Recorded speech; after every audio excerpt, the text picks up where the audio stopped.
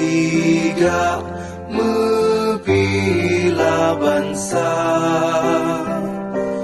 mulia nangro mulia dung syuhada metuah. Sekali lagi saya ucapkan terima kasih kepada pemenang. Bagi yang belum beruntung menjadi pemenang, mohon bersabar dan terus meningkatkan kualitas diri, kualitas ajar, dan juga membuka cakrawala dengan terus membaca di berbagai bahan pokok bacaan. Ini bahasa Aceh dan semua dalam 3 kategori ini yang dilombakan. Nanti Cik Mus Musyawir sebagai anggota diedit dengan baik, diedit dengan benar.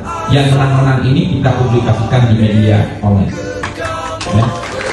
Saya ingin mengajak kita semua memajukan Aceh Timur di dunia pendidikan, di dunia kesehatan, dan di bidang infrastruktur. Demikian Bapak Ibu sekalian, terima kasih atas segala perhatian. Mohon maaf atas segala kekurangan.